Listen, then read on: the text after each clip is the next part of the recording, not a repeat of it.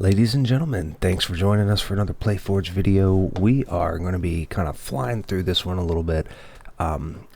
We are just going to be touching over painting the Scute Swarm token miniature. If you don't have this one, you can get it from the PlayForge Patreon page. All patrons get to download free 3D miniature files every single month. So one of the reasons why we're doing this video is just to kind of brush over some basic painting techniques on PLA filament style prints. It can be a little bit difficult, and then when you're painting something like the Scute Swarm where there's very limited artwork to even show you what the model looks like, you can only see a little bit of it from certain perspectives. We're just, kind of going off imagination here, but we'll get started.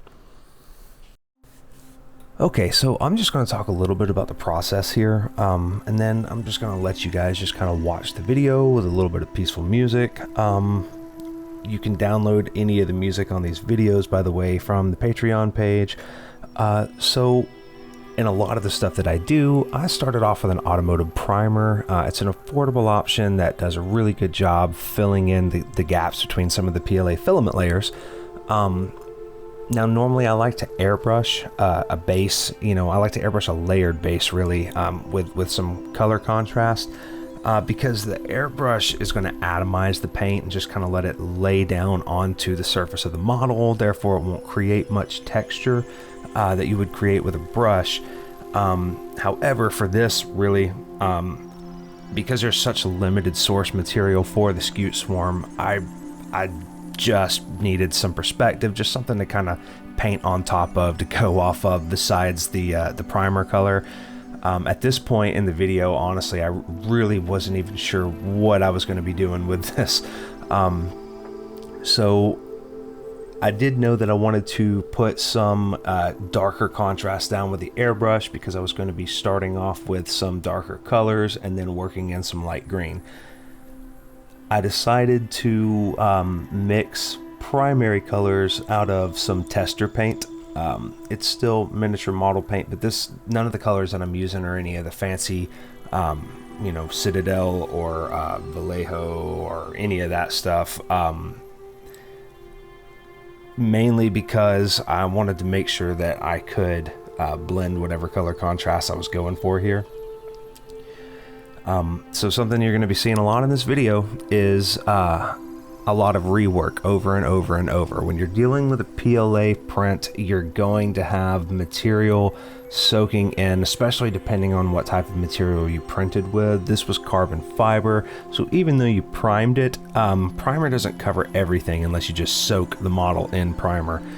So you're going to have some paint seeping in to the actual model itself. It's going to lose some of its color, a lot of its definition, and I'm okay with that.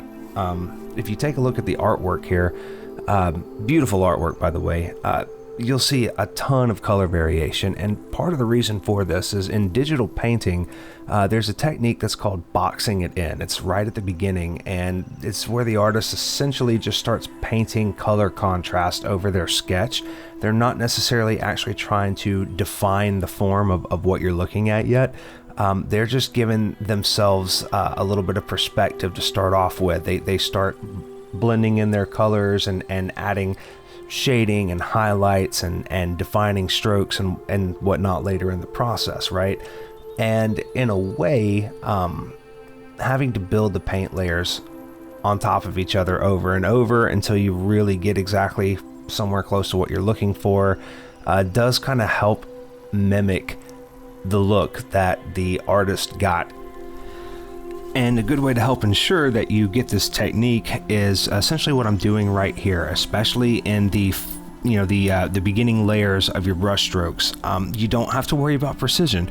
Just paint the color that you want to see somewhere. Just paint it in that general area. Leave yourself a breadcrumb trail, like a color value map, if you will, right? Because A lot of this color is going to fade as you push it, with the primer deep into the pores of the filament, but as you build layer upon layer, more will remain behind, and therefore you're going to actually start seeing the actual color of the paint that you want to see. And when that happens, you can start wet blending, start dry brushing, be more careful with your brush strokes, and start painting in those fine details, which is what I am going to do right now. Enjoy the rest of the video.